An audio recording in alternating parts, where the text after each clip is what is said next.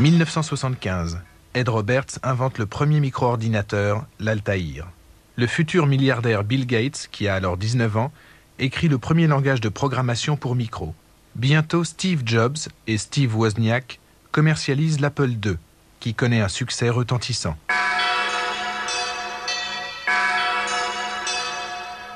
En 1980, le marché du micro dépasse déjà le milliard de dollars.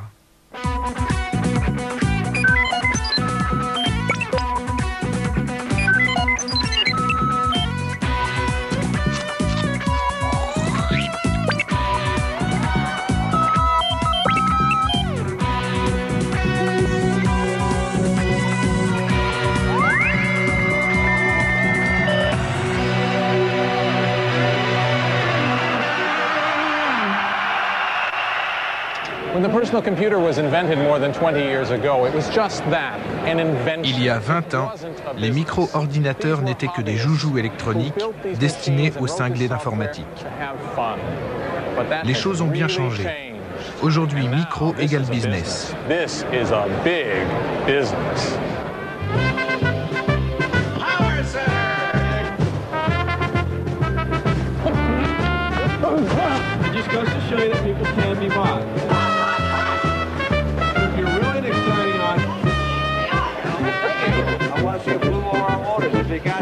Comment l'industrie du micro est passée de 0 à 100 millions de machines vendues.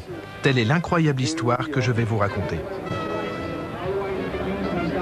Bien sûr, les entreprises pionnières comme Apple y jouent leur rôle.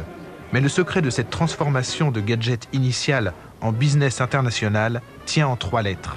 IBM. IBM, c'est l'entreprise américaine par excellence. Au fil des ans, le fondateur Tom Watson, puis son fils, Tom Jr., ont hissé leur entreprise au premier rang mondial de fabricants d'ordinateurs. Pendant des années, IBM n'a fabriqué que des machines géantes vendues, installées et réparées par des légions d'employés en costume bleu marine qui ont valu à l'entreprise son surnom de Big Blue, la Grande Bleue.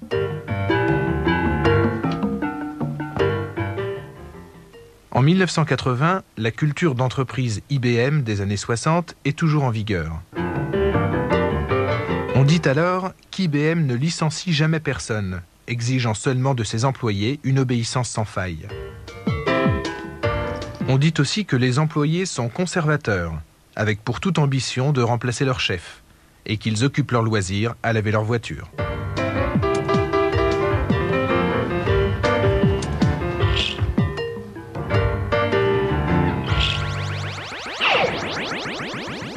Me voici devant le QG interplanétaire d'IBM, l'une des plus vastes multinationales au monde. C'est une véritable galaxie avec des centaines de milliers de citoyens, son administration et sa culture. Il ne lui manque que des forces armées.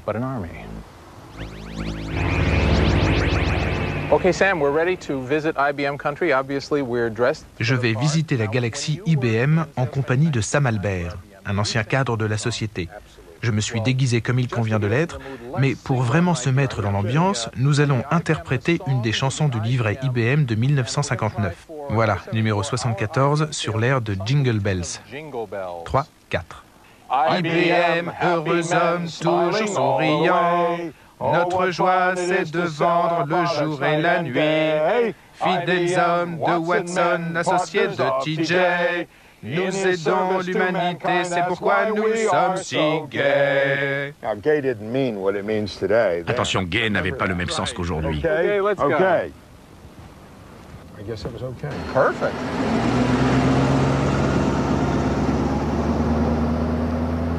When I started at IBM, there was a dress code. Quand j'ai débuté à IBM, il fallait respecter un code vestimentaire officieux, mais obligatoire quand même. Chemise blanche et col amidonné. Le jour où j'ai commencé, un homme tiré à 4 épingles m'a arrêté à l'entrée de l'immeuble. Vous êtes de chez IBM? Oui. Dans son costume 3 pièces, il m'a dit « Pourriez-vous remonter le bas de votre pantalon, s'il vous plaît ?» Avant que j'aie fait un geste, il s'en était chargé. « Et vous ne portez pas de fixes chaussettes ?» Comment? Mais vos chaussettes, elles ne tiennent pas, il vous faut des fixes chaussettes. Et j'ai dû aller en acheter. IBM, c'est comme la Suisse. Conservatrice, bâillant d'ennui, mais prospère. Chaque décision à prendre étant débattue dans de multiples commissions, il était presque impossible d'en prendre de mauvaises. Ni même de décisions tout court. IBM n'est que hiérarchie, procédure, immobilisme. Autant dire que tout y est long et lent. À la fin des années 70, les fabricants de micro-ordinateurs comme Apple connaissent une croissance tellement spectaculaire que même IBM ne peut l'ignorer. The Apple II, small, inexpensive, simple to use. Comment?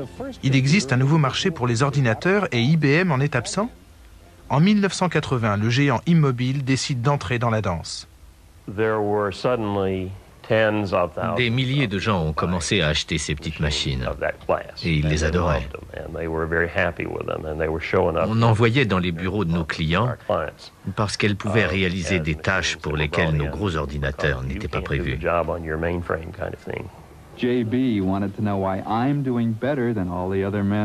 Apple était en train de devenir synonyme de micro-ordinateur. IBM ne pouvait laisser piétiner ses plates-bandes sans réagir. Ils en parlaient religieusement. C'était inquiétant, ils perdaient confiance en nous. Il nous fallait notre propre micro pour redorer notre image. Pour la première fois de son histoire, IBM doit agir vite et personne ne sait comment s'y prendre. Personne, sauf un ingénieur, forcément un peu farfelu. En 1979, Bill Lowe dirige un petit laboratoire de recherche IBM à Boca Raton, en Floride.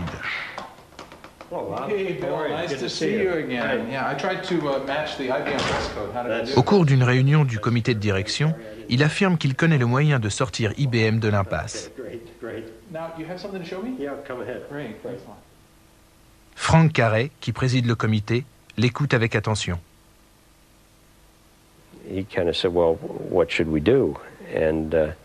Quand j'ai dit que j'avais une idée pour réaliser notre propre machine, Carey a répondu « Malheureusement, tout le monde sait qu'à IBM, il faut 4 ans et 300 personnes pour réaliser quoi que ce soit. » J'ai dit « Donnez-moi 1 an et vous aurez un PC IBM. » Il a terminé la réunion en disant « Apportez-moi un rapport dans 2 semaines. » Concevoir et réaliser une gamme IBM de micros en 1 an, absurde. Mais Bill Lowe avait une idée derrière la tête, un concept, plutôt qu'un produit proprement dit. Puisqu'IBM n'a pas le temps de mettre au point son propre micro, on va acheter tous les composants à l'extérieur, les assembler et leur coller l'étiquette IBM. En jargon industriel, cela s'appelle architecture ouverte, et c'est du jamais vu à IBM, une véritable hérésie. C'est pourtant cette hérésie que le comité de direction va entériner quand Bill Lowe lui soumet son rapport à la date fixée 15 jours plus tard, propulsant l'ingénieur iconoclaste au poste de responsable du projet.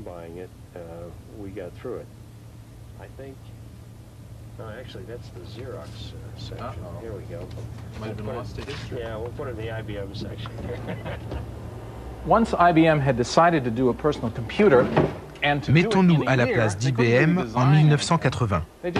De quoi avons-nous besoin pour assembler notre PC? Une unité centrale. Un moniteur. Un clavier. Et voilà un PC. Enfin presque. Il en manque encore la moitié. Leçon numéro 2 du cours d'informatique élémentaire. Dans un PC, on a d'un côté l'élément matériel et de l'autre l'élément logiciel, c'est-à-dire les programmes. Une machine ne sert à rien si elle n'est pas pourvue de 2 logiciels de base. D'abord, un langage de programmation qui permet de saisir les instructions sur un clavier. Ensuite, un système d'exploitation, une sorte de gérant interne qui indique à l'ordinateur, par exemple, comment le clavier est relié à l'écran, comment enregistrer les fichiers sur une disquette ou comment lancer une application.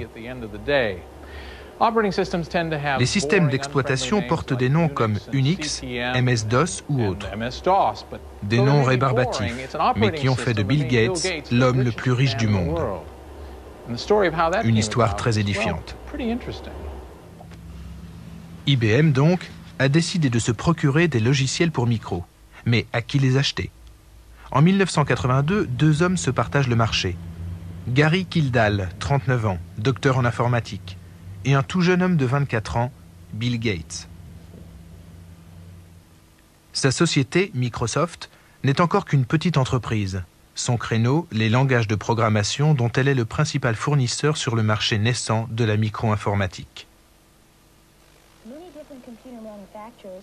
Gary Kildall, quant à lui, vend le système d'exploitation que tous les micros utilisent, le CPM. C'est lui-même qui a inventé ce premier système pour micro.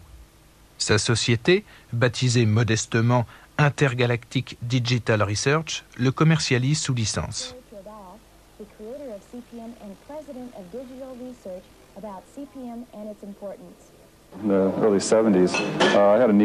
J'avais besoin d'un système d'exploitation.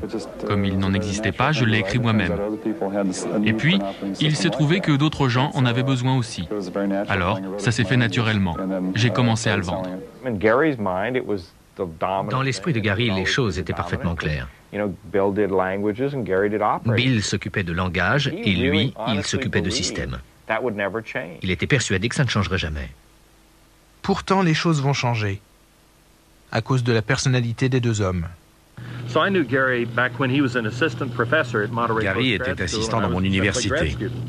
Quand j'allais le voir, on s'installait dans son jacuzzi, on fumait des joints et on discutait de la misère du monde et de technologie.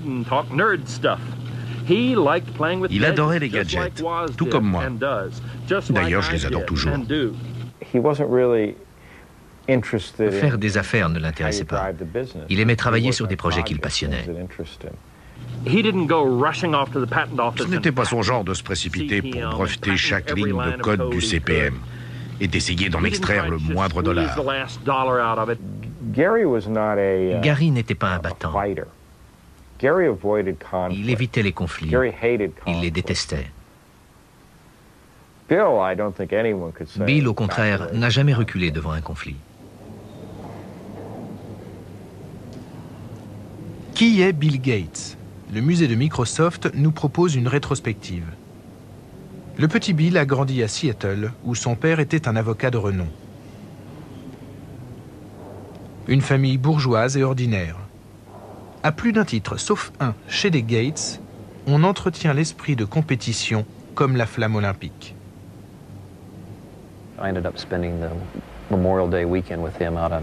Je me souviens d'avoir passé un week-end chez sa grand-mère. Tout était prétexte à compétition. Même les invités devaient participer. Il y avait des enjeux pour tout. Qu'on joue aux cartes, au ballon ou qu'on se baigne. Le gagnant était toujours récompensé et le perdant toujours sanctionné. Un jour, on était dans la maison de ses parents.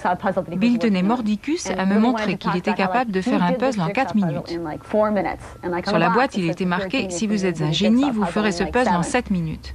Il voulait absolument le défaire et le refaire devant moi. Je lui ai dit « Non, c'est pas la peine, je te crois sur parole ». Bill Gates semble vivre dans un monde à part. Quand il travaille, il ne faut pas lui demander de penser à quoi que ce soit d'autre. La veille d'un salon à New York, notre démo s'est plantée. Bill a travaillé dessus toute la nuit. Le matin, ça ne lui est pas venu à l'esprit de s'arrêter 10 minutes pour aller prendre une douche. Pourtant, il en aurait eu bien besoin ce jour-là.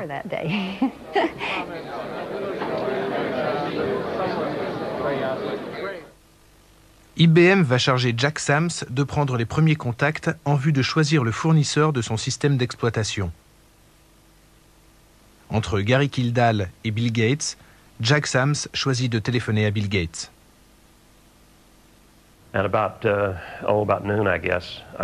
Quand j'ai appelé Bill Gates, j'ai juste dit que je souhaitais venir le voir pour discuter de ses produits. Bill a proposé un rendez-vous la semaine d'après, mais ils ont répondu qu'ils voulaient le voir le lendemain. Steve Ballmer, encore un futur milliardaire, vient d'entrer à Microsoft. À l'époque, il est le seul de l'équipe à avoir reçu une formation commerciale. Gates et Ballmer, conscients du caractère crucial de ce rendez-vous, se mettent sur leur 31. Bill m'a demandé d'assister à la réunion parce que j'étais le seul autre type qui faisait pas trop nigo en costume-cravate. On est arrivé vers 2 heures. Un jeune homme est venu nous chercher à l'entrée d'immeuble. J'ai cru que c'était le garçon de bureau, mais évidemment c'était Bill. Il était très accommodant. Quand on a sorti l'accord de non-divulgation, comme quoi Microsoft était tenu à la confidentialité, mais pas nous, il a signé sans hésiter. Ce n'était pas évident.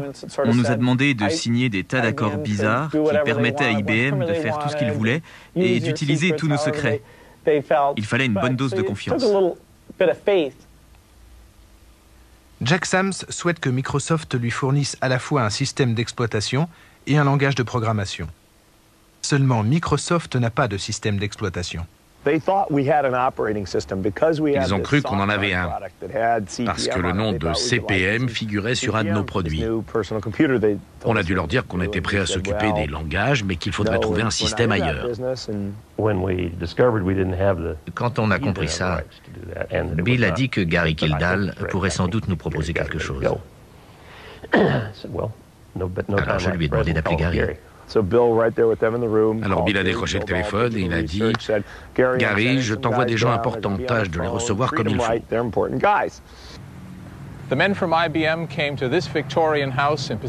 Alors les hommes d'IBM prennent l'avion pour la Californie et se rendent dans cette maison, le siège de Digital Research. Recevoir la visite de représentants d'IBM, c'est comme si la reine passait prendre le thé, comme si le pape venait demander conseil, comme si Dieu lui-même frappait à la porte. Qu'ont fait Gary et Dorothy Kildall? Ils les ont renvoyés. Gary était occupé ailleurs. Alors c'est sa femme Dorothy qui nous a reçus. IBM a sorti son accord de non-divulgation. Évidemment, avec du recul, c'est facile de dire que Dorothy a pris une décision idiote. Elle a lu attentivement le contrat, les clauses de confidentialité, etc. Et elle a déclaré « Je ne peux pas signer ça ». Elle a fait son boulot.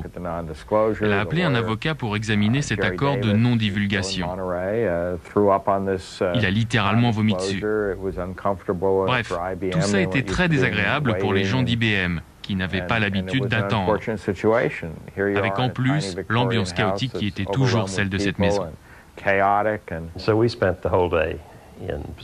On a passé toute la journée avec les avocats des uns et des autres à ergoter pour savoir si elles pouvaient commencer à envisager de discuter avec nous. Et on est parti. Digital Research a perdu la partie avant même de l'avoir entamée. Les représentants d'IBM se tournent de nouveau vers Microsoft. Bill Gates n'est pas du genre à donner une deuxième chance à un concurrent. Il sait voir l'affaire du siècle et la saisir. Il fallait que quelqu'un le fasse. Sinon IBM allait abandonner son projet de PC. Si IBM laissait tomber, ça voulait dire qu'on n'allait pas leur vendre nos langages. Il fallait à tout prix qu'ils continuent. On était au son coup, parce qu'on s'était engagé à écrire pour IBM des versions de BASIC, Fortran, COBOL, enfin de tous les produits de la société, à livrer dans des délais très courts. Le problème restait entier. IBM avait besoin d'urgence d'un système d'exploitation, Bill Gates n'en avait pas, mais il a su exploiter la chance pour devenir milliardaire. Paul Allen, l'associé barbu de Bill Gates, découvre qu'il existe sur le marché un deuxième système d'exploitation. J'ai trouvé une petite entreprise du coin, SCP, où un programmeur, Tim Patterson, avait mis au point un système très rudimentaire, qui ressemblait un peu au CPM de Gary Kildall. Alors on a dit à IBM, on s'occupe d'acheter ce système et de l'améliorer, et vous pourrez sortir votre PC. Pour écrire son système, Tim Patterson s'était, inspiré du CPM de Gary Kildall. J'ai acheté le manuel CPM pour $5 en 1976. Et je m'en suis servi pour établir l'interface de programmation de mon système d'exploitation.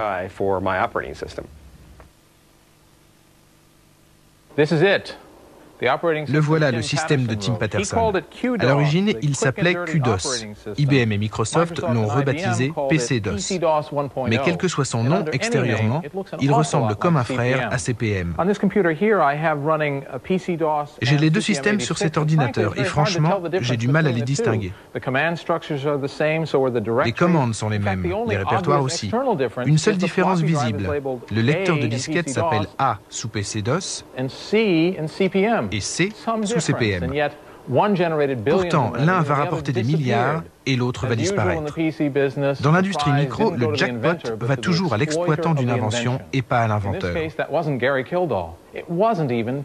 Dans ce cas, il n'ira ni à Gary Kildall, ni à Tim Paterson.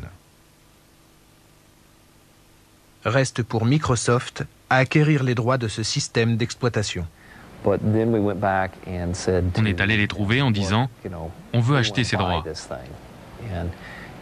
Comme toutes les petites entreprises, SCP avait besoin d'argent et a accepté de commencer à négocier. Finalement, on a conclu un accord. On a acheté tous les droits sur le système d'exploitation pour $50 000. L'affaire du siècle. L'affaire qui remplira de milliards les poches de Bill Gates et de Paul Allen, permettant à celui-ci de s'acheter des jouets de ce genre, un gymnase et toute une équipe de basket rien qu'à lui. Microsoft a acheté un système d'exploitation pour $50 000 et l'a revendu sous licence dans le monde entier à près de $50 pièce. Le PC d'IBM est lancé en août 1981, un événement qui va bouleverser à jamais le marché des micros. La très sérieuse IBM apporte à l'industrie micro la crédibilité qui lui manquait. Son PC a été délibérément dessiné pour rassurer les chefs d'entreprise. Il s'agit bien d'un outil de travail, pas d'un gadget ou d'une console de jeu. Mais comme un ordinateur personnel se doit de garder un visage humain, la Grande Bleue se permet un petit sourire dans sa campagne publicitaire. Pas besoin d'être riche ni savant pour avoir accès à cet outil de haute technologie.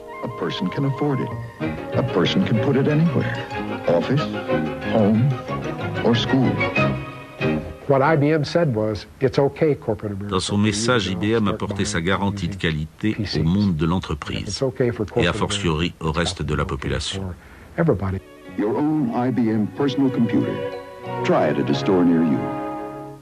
Malgré ce qu'affirme la publicité, la machine elle-même n'est pas meilleure que celles qui sont déjà sur le marché.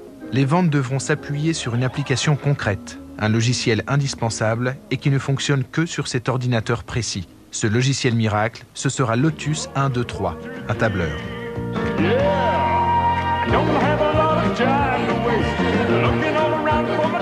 Lotus sera le premier éditeur de logiciels à gagner des millions.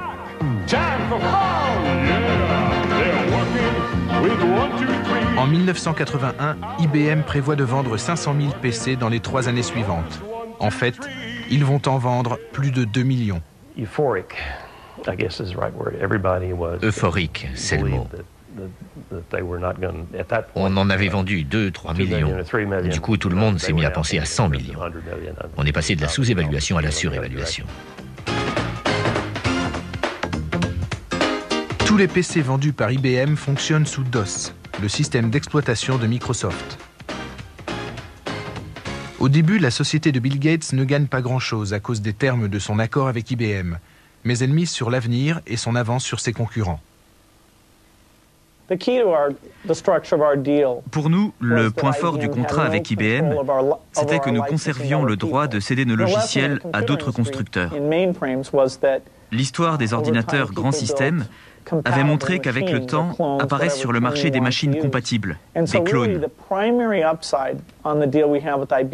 On avait reçu d'IBM une somme forfaitaire pour notre travail, environ $80 000, mais on ne touchait pas de droits ni pour DOS ni pour BASIC. On espérait que de nombreux constructeurs concurrents allaient fabriquer des machines compatibles. Quand une société détient 50% des parts d'un marché, comme c'était désormais le cas pour IBM, son produit devient la référence. Même s'il existe d'autres micros qui réalisent les mêmes tâches, les acheteurs veulent de l'IBM.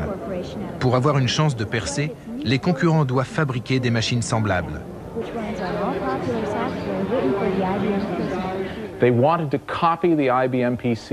Ils doivent copier le PC d'IBM. Et il existe un moyen de le faire légalement, la rétro-ingénierie.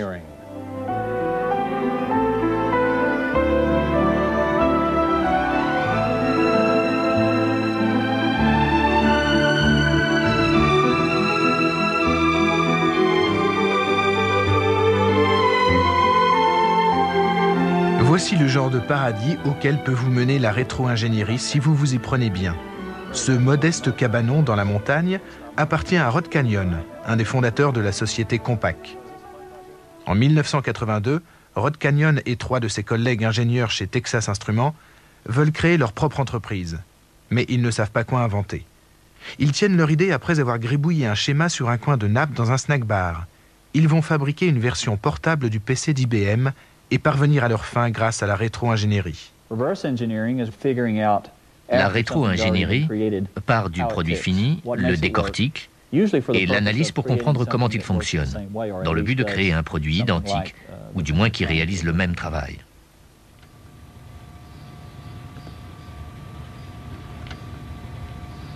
En achetant les composants de son PC à l'extérieur, IBM a facilité la tâche des fabricants de clones. Il leur suffit de jeter un œil sous le capot et d'aller s'approvisionner chez les mêmes fournisseurs. Le microprocesseur central, par exemple, vient de chez Intel. Une puce vitale, cependant, fait exception. La puce ROM BIOS, servant à relier matériel et logiciel. Un pur produit IBM, protégé par un copyright et une armée d'avocats.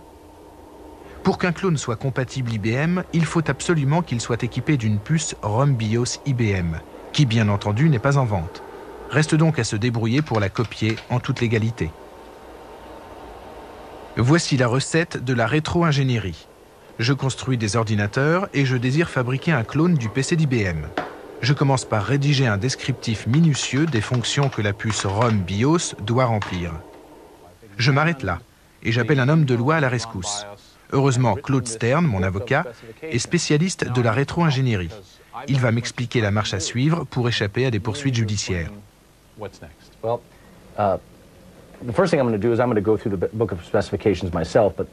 Premièrement, Bob, vous disparaissez du processus. Vous avez vu le produit original, le produit cible. Vous êtes donc contaminé, souillé. À partir de maintenant, nous allons travailler exclusivement avec des gens propres, ceux qu'on appelle des vierges. Ce qui n'est pas mon cas. En effet. Donc, nous allons engager une équipe d'ingénieurs qui n'ont jamais vu le ROM BIOS d'IBM et qui ne l'ont jamais utilisé. On va les soumettre à un test de virginité. Jurez-vous n'avoir jamais tenté de démonter ou décompiler un produit IBM quel qu'il soit? Ensuite, les vierges avérées sont enfermés à double tour et on leur interdit tout contact avec le monde extérieur jusqu'à ce qu'ils aient réinventé la puce ROM BIOS d'IBM. Grâce à mon descriptif, ils connaissent l'état des données avant et après leur passage par la puce. À partir de là, ils émettent des hypothèses sur ce qui leur arrive dans la puce. Hypothèses qu'ils testent et retestent jusqu'à ce qu'ils aient mis au point une puce qui se comporte exactement comme le ROM BIOS cible. Il a fallu plusieurs mois, 15 programmeurs chevronnés et $1 million à Compaq pour réussir ce tour de force. Le premier ordinateur Compaq voit le jour en novembre 1982.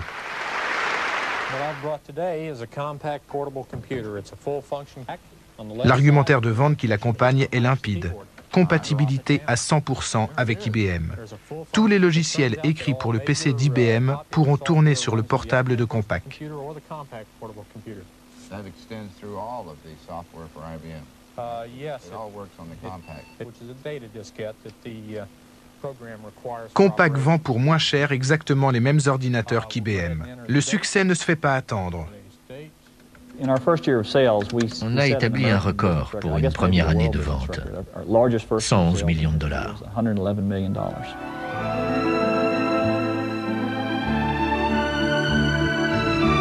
Et voilà comment Rod Canyon a pu s'offrir son cabanon à la montagne dans la région des États-Unis où l'immobilier coûte le plus cher. Et voilà pourquoi moi je dépéris d'envie pendant qu'il me décrit les qualités du prochain jet qu'il compte s'acheter. Pauvre IBM, tout le monde semble avoir profité de son renom pour s'enrichir. Intel, en particulier, vend ses puces aux fabricants de clones à tour de bras. Et elles sont toujours plus petites, plus efficaces et moins chères. Dans quelle galère industrielle le géant IBM s'est-il donc embarqué? Les prix baissaient chaque année. D'habitude, c'est le contraire. Si on achète une voiture aujourd'hui et une autre dans 4 ans, la deuxième coûtera plus cher. Mais pas dans ce secteur. Si on attend 1 an pour acheter une puce, on l'achète moins cher. Et elle est plus puissante. C'est merveilleux, mais ça pose des problèmes sur le plan commercial. Dans un secteur où les prix baissent, il faut vendre ses produits très vite, sinon ils valent moins cher.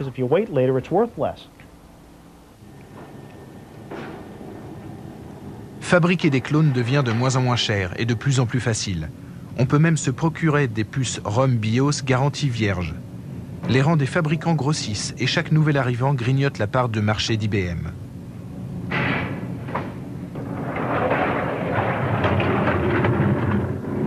Le géant est obligé de s'aligner plus ou moins sur les prix du marché, mais ces énormes frais généraux engloutissent les bénéfices.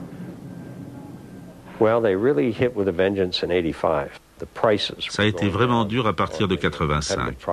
Les prix baissaient de 30% tous les 6 mois. C'était la terreur.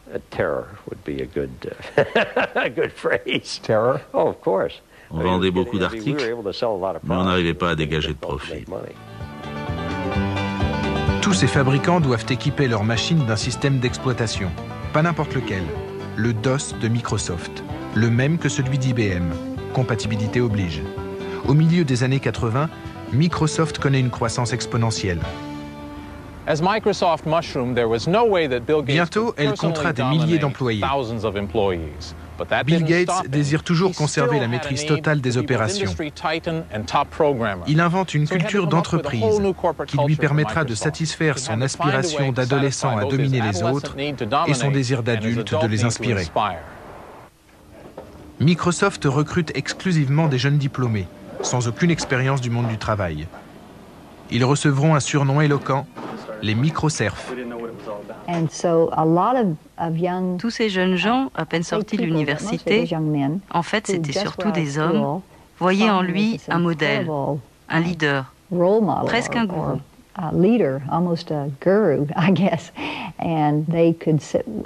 Il pouvait rester pendu à ses lèvres pendant des heures. Bill, de son côté, appréciait leur collaboration. Et tout ce petit monde semblait uni par une merveilleuse camaraderie.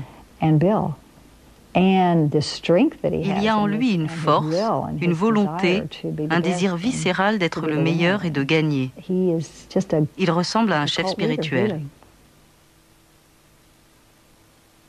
À la fin des années 80, IBM comprend que l'architecture ouverte était une erreur. Elle espérait que son renom seul serait suffisant pour dominer le marché. Deuxième erreur.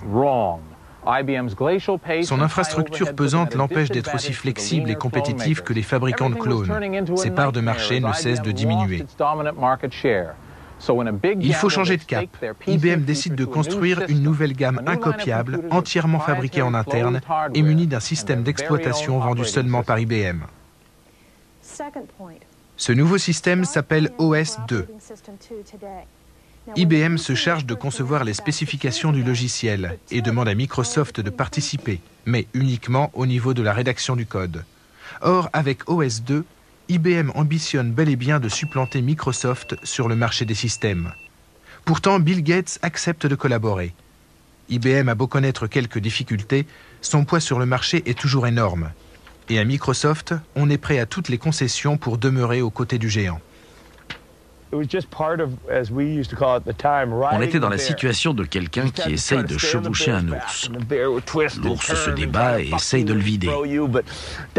Mais il faut s'accrocher.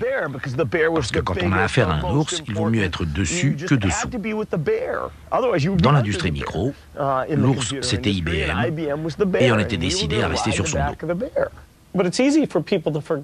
Les gens ont oublié à quel point l'influence d'IBM dominait le secteur tout entier. Ça paraît incroyable aujourd'hui, mais c'était vraiment comme ça. Depuis toujours, entre IBM et Microsoft, c'est le choc des cultures. D'un côté, des administrateurs en costume-cravate, enlisés dans les procédures. De l'autre, des post-adolescents cinglés d'informatique. À IBM, ils ont le culte des kilolocs. Un kiloloc égale 1000 lignes de code. C'est un projet de 10 kilolocs ou de 50 kilolocs? Ils voulaient en faire le seul critère de rémunération. On a essayé de les convaincre que c'était absurde. Si on a une bonne idée pour faire en 4 kilolocs la même chose qu'en 20 kilolocs, c'est beaucoup plus efficace. Et on devrait gagner moins d'argent alors que le résultat est meilleur. Les kilolocs, c'est la méthodologie. Rien que d'y penser, ça me hérisse encore. Quand j'ai pris mon poste en 89, d'énormes moyens avaient été affectés à OS2, tant chez Microsoft que chez IBM. J'ai rencontré Bill Gates plusieurs fois et on est vite tombé d'accord. À la façon dont il était mené, le projet n'aboutirait jamais.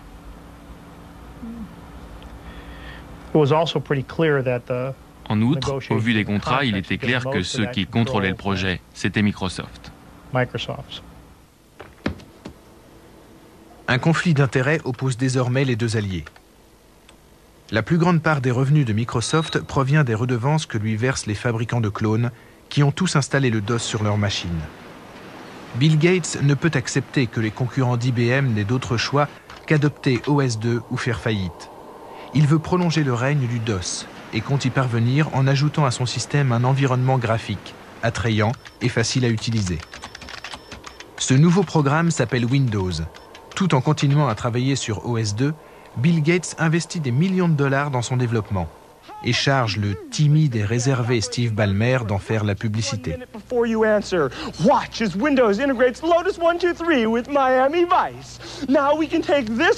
Aucun environnement graphique n'est prévu pour OS2. IBM voit dans Windows une tentative de plus de Microsoft de monopoliser le marché des systèmes. On a créé Windows en parallèle. On a essayé de leur montrer que l'avenir, c'était Windows, les interfaces graphiques, que les autres constructeurs étaient enthousiastes. On pensait qu'on arriverait à convaincre IBM d'adopter ce point de vue.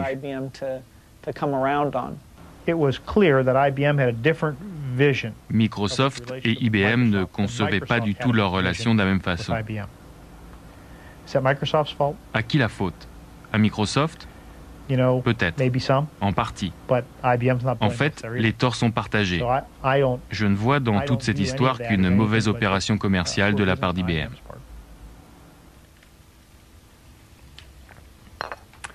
Bill Gates est un homme très organisé.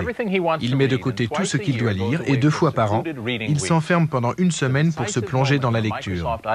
Au cours d'une de ses retraites studieuses, il décide que ce n'est plus dans l'intérêt à long terme de Microsoft de suivre aveuglément IBM. S'il doit choisir entre OS2 et Windows, il choisira Windows. On savait qu'IBM n'allait pas apprécier. Mais on a été franc. On les a prévenus. Ça leur a pas plu, on l'a fait quand même. On leur a même proposé de leur vendre sous licence. Pour nous, le plus avantageux, c'était l'association. IBM diffuse un logiciel, nous, on se charge du développement. C'est seulement après qu'ils aient coupé les ponts qu'on s'est dit, maintenant, on est tout seul. Ce qui était vraiment terrifiant. On a négocié pour qu'ils participent avec nous au lancement de Windows 3. Mais ils ne nous proposaient que des accords désavantageux qui leur auraient permis de nous prendre Windows. On a refusé de signer. Jack Sams, l'initiateur de l'alliance IBM-Microsoft, assiste impuissant à l'inévitable divorce.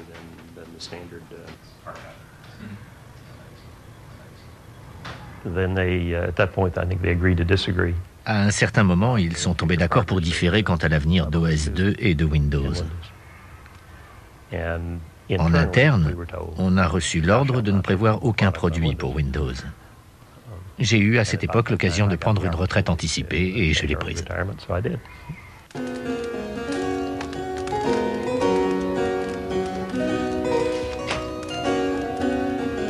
La tactique d'IBM se révélera désastreuse. Le laboratoire de Boca Raton où le PC d'IBM est né est aujourd'hui à l'abandon.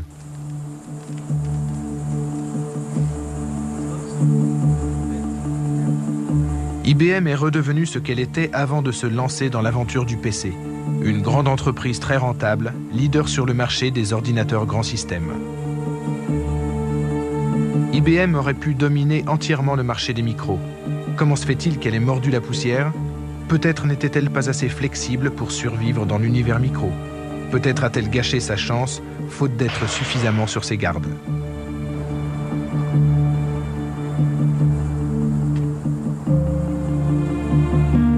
Larry Ellison choisit la deuxième explication. Il a fondé Oracle, une société qui concurrence IBM depuis 20 ans. Larry Ellison vend des systèmes de gestion de bases de données. Il est célèbre pour son franc-parler. IBM a commis la plus grosse bourde qu'une entreprise ait jamais commise. Fabriquer un PC Microsoft Intel et prétendre que c'était un produit IBM. Ils étaient au premier rang des fabricants de micros. C'est ahurissant qu'ils aient pu être redevables pour un tiers de la valeur de leurs produits à Intel et pour un autre tiers à Microsoft, comme ça, par inadvertance. Aujourd'hui, ces deux entreprises valent environ 100 milliards de dollars. Qui d'entre nous peut s'offrir une erreur de 100 milliards de dollars? Tandis qu'IBM abandonne ses bâtiments, Microsoft s'agrandit.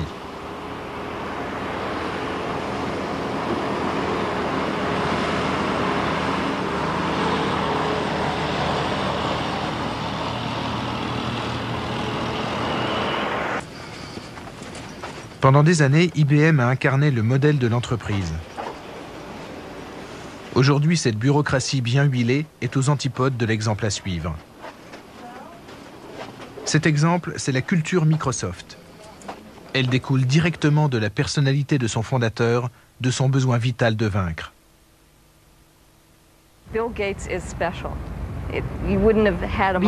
est spécial. Sans lui, Microsoft n'existerait pas. Mais il a aussi eu de la chance. Contrairement à d'autres, il en est conscient et ça le rend paranoïaque. Il ne se sent jamais en sécurité. À Microsoft, ils ne s'endorment pas sur leur laurier. C'est pour ça qu'ils réussissent si bien. Un jour, je lui ai demandé de quoi il avait peur. Il m'a répondu qu'il avait peur de vieillir, parce que passé 30 ans, c'est ce qu'il croyait à l'époque, on n'a plus autant de bonnes idées, on n'est plus aussi intelligent. Si on ralentit, qui sait, n'importe qui, sans doute une entreprise qui n'existe pas encore, en profitera pour prendre la première place. Je lui ai dit, tu vieilliras, c'est inévitable. Qu'est-ce que tu comptes faire? Il m'a répondu, je vais m'entourer de gens extrêmement intelligents. Intéressant, non? C'était une façon de dire, je ne peux pas être immortel, mais je peux me payer ce qu'il y a de mieux après l'immortalité.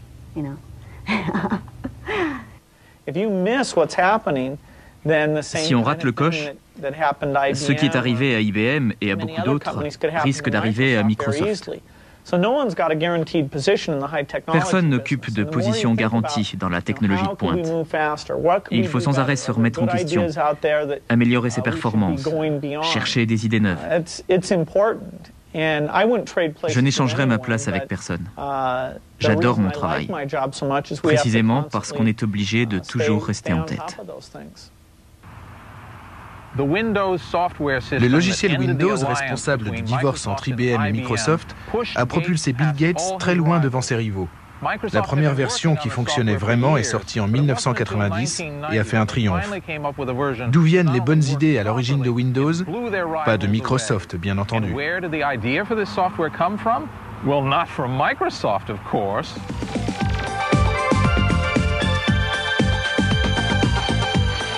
Elle venait de ceux qui avaient fait réaliser le fameux spot publicitaire Big Brother, les hippies de chez Apple. Alors que Microsoft et IBM s'unissaient pour fabriquer des ordinateurs destinés au monde sérieux de l'entreprise, Apple s'était lancé dans une grande aventure. Elle avait décidé de donner naissance à un micro facile et amusant à utiliser.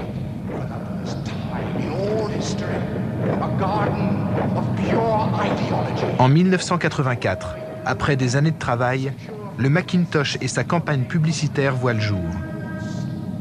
Le Big Brother du spot, bien sûr, c'est IBM. Mais Apple s'est trompé de cible. C'est du petit frère Bill Gates qu'elle aurait dû se méfier.